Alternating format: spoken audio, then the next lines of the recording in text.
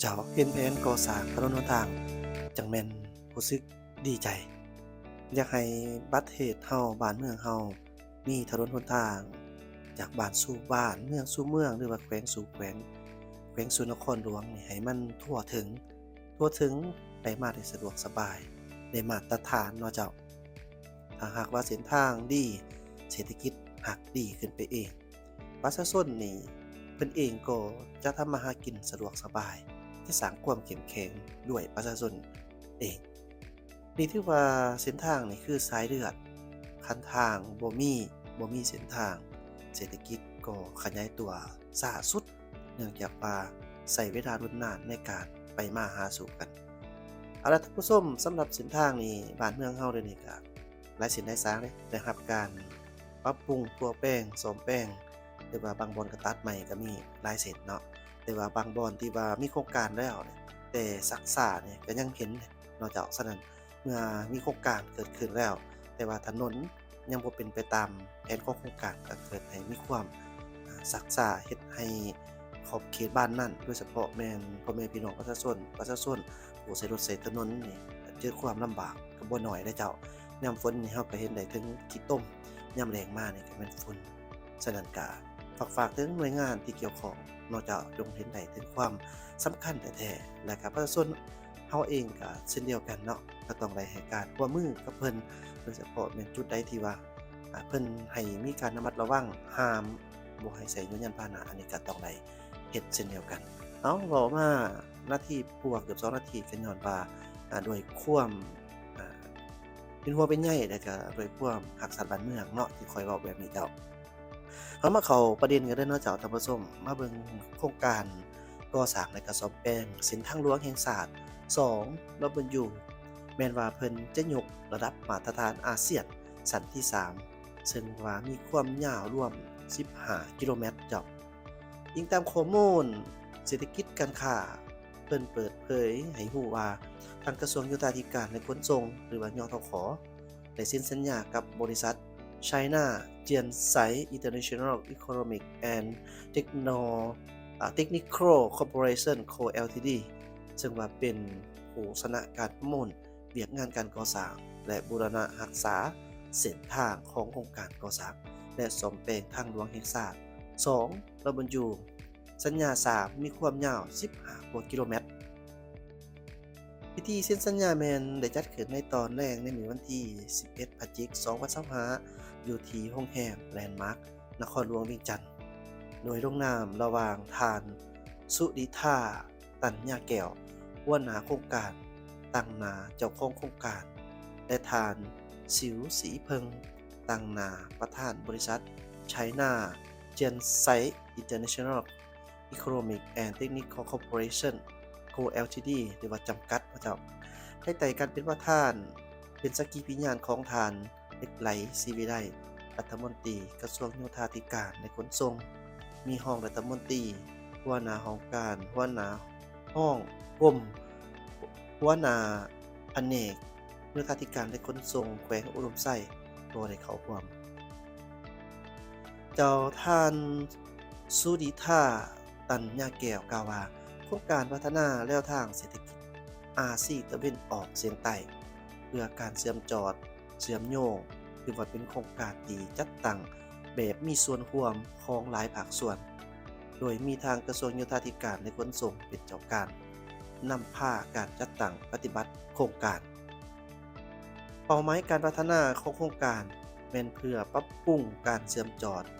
มโยงทั้งด้านการค้าและการขนส่งให้มีความทนทานต่อการเปลี่ยนแปลงของสภาพดินฟ้าอากาศตามแนวทางเศรษฐกิจอยู่ในภาคพื้นตะวันออกตะวันตกของเขตอาซีตะวันออกเฉียงใต้โดยได้นำใส่มาตรฐานเทคนิคการออกแบบมาตรฐานอาเซียนสัน3หน้าทางปูยางอัสฟาลต์หนา8สักตีหน้าทางกว้าง7-9 เมตรประกอบมีครัวทั้งหมด4แห่งมูลค่าสัญญาทั้งหมดแม่น10,088,385.25 ดอลลาร์สหรัฐผู้รับเหมาเป็นผู้ดำเนินการก่อสร้างภายใน3 ปีให้สำเร็จ แล้วสืบต่อบูรณะรักษาตื่มอีก 7 ปี เส้นทางดังกล่าวแม่นเชื่อมต่อระหว่างแขวงอุดมไส้และไสยบุรี ซึ่งสัญญาก่อสร้างปรับปรุงครั้งนี้มีความยาวทั้งหมดแม่น 13.03 กิโลเมตร นอกจากนี้แหล่งข่าวยังให้รู้ตื่มอีกว่าท่านเหล็กไหลศรีวิไลรัฐมนตรีกระทรวงโยธาธิการและขนส่งก็ได้ลงติดตามเบิ่งการพัฒนารัฐวิสาหกิจรถไฟแห่งชาติลาวและบริษัทรถไฟลาวจีน โดยในวันที่1พฤศจิกายน2025ที่ผ่านมานี้ท่านเหล็กไหลศรีวิไลรัฐมนตรีกระทรวงโยธาธิการและขนส่งพร้อมคณะก็ได้ลงติดตามสุขโยรัฐวิสาหกิจรถไฟแห่งชาติลาวและบริษัททางรถไฟลาวจีนจำกัด โดยการต้อนรับของทานลาวจินดาสีหาราชผู้อำนวยการรัฐวิสาหกิจรถไฟแห่งชาติทานลู่หายโจผู้อำนวยการบริษัททางรถไฟลาวจีนมีคณะกรมและพนักงานวิชาการบริษัทเข้าร่วมโอกาสลงติดตามในครั้งนี้ทานรัฐมนตรีก็ได้เลาะเยี่ยมยามอาคารสถานีรถไฟคำสวาทเบิ่งตัวจริงขบวนรถไฟลาวไทยติดตามเบิ่งอาคารสถานีกองบริการขนส่งและห้องการบริหารหลังจากนั้นก็ได้ติดตามเบิ่งสำนักงานบริษัททางรถไฟลาวจีนอยู่เขตเศรษฐกิจรวมไส้เสถาเบิ่งแผนที่จำลองขบวนรถไฟลาวจีนและได้ติดตามเบิ่งสถานีขนส่งสินค้าเวียงจันทน์ไต่และพื้นฐานโครงหลังอื่นที่ว่ามีการปิ่นอ้อมในโอกาสดังกล่าวท่านปอ.อนงเนตรเพชรไกรสอนห้องผู้อำนวยการรัฐวิสาหกิจรถไฟแห่งชาติลาวก็ได้กล่าวต้อนรับและได้รายงานโดยสังเขปข้อมูลความเป็นมาและผลสำเร็จในระยะต่างๆของโครงการรัฐวิสาหกิจรถไฟแห่งชาติลาวและบริษัททางรถไฟลาวจีนพร้อมทั้งนำเสนอบางเวียกงานที่เห็นว่ายังเป็นสิ่งท้าทายเพื่อให้ทานรัฐมนตรีพร้อมด้วยคณะมีคำเห็นและได้ทิศสีนำแก้ไขเพื่อเฮ็ดให้การจัดตั้งปฏิบัติเวียกงานดำเนินไปตามแผนและลื่นแผนในโอกาสเดียวกันทานลู่หายก็ได้กล่าวต้อนรับและแจ้งต่อทานรัฐมนตรีเกี่ยวกับผลของการจัดตั้งปฏิบัติเวียกงานของบริษัททางรถไฟลาวจีนตลอดระยะเกือบ5 ปีที่ผ่านมาพร้อมทั้งมีข้อเสนอแลกเปลี่ยนหลายปัญหาเพื่อให้คณะช่วยในการประสานงานและแก้ไขปัญหาร่วมกันในโอกาสดังกล่าวทานเหล็กไหลศรีวิไลก็ได้กล่าวว่าพรรครัฐบาลได้มีนโยบายเปิดประตูสู่ในการเชื่อมโยงเชื่อมจอดกับสากลสำหรับโครงการทางรถไฟลาวจีนถือว่าเป็นนโยบายยุทธศาสตร์ของรัฐบาลเพื่อเฮ็ดให้สปป.ลาวจากประเทศที่บ่มีทางออกสู่ทะเลให้กลายเป็นประเทศที่มีความสามารถเชื่อมโยงและเชื่อมจอดกับภาคพื้นและเป็นประตูเข้าสู่ประเทศอาเซียนทางรถไฟแม่นสามารถแก้ไขปัญหาทางด้านเศรษฐกิจโดยเฉพาะแม่นการขนส่งทั้งเป็นแม่แห้งขับเคลื่อนเศรษฐกิจเป็นส่วนหนึ่งในการเพิ่ม GDP ให้เศรษฐกิจขยายตัวในระยะ5 ปีที่ผ่านมาเคียงคู่กันนั้นทั้งด้านต่างหน้าเพื่อเฮ็ดให้เวียกงานมีประสิทธิภาพเพิ่มขึ้นท่านรัฐมนตรียังได้เน้นให้คณะบริการและผู้บริหารต้องได้เอาใจใส่เป็นต้นแม่นเคลื่อนไหวให้มีประสิทธิผล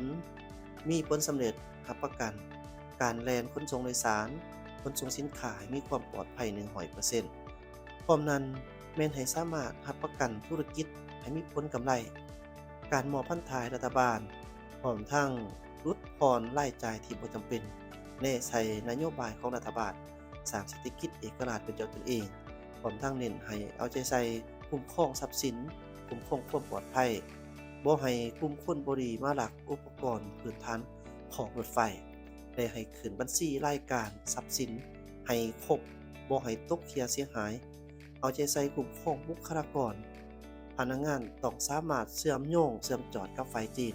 เบิ่งนโยบายให้มีความเหมาะสมเป็นมืออาชีพเป็นผู้ชำนาญงานสามารถเปลี่ยนแทนได้พร้อมทั้งเน้นให้เอาใจใส่ขอดประสานงานกับแขนงการปิดอ้อมให้มีการกลมเกี่ยวกันแขนงการเงินแขนงการค้าเรื่องงานป้องกันความสงบและอื่นๆต่อการรับหน้าที่ใหม่ของผู้อำนวยการบริษัททางรถไฟลาวจีนแม่นให้ทางคณะอำนวยการรัฐวิสาหกิจทางรถไฟแห่งชาติปรึกษาหารือเอาบรรดาคำเห็นปฏิบัติให้ได้ผลประเกิด เกิดผลเป็นจริง และแขนงยุทธาธิการในขนส่งเองก็ต้องได้เพิ่มทวีบทบาทเป็นเสนาธิการร่วมมือช่วยโน้นสุกยู่คุ้มครองให้รัฐวิสาหกิจรถไฟแห่งชาติมีความเข้มแข็งขึ้น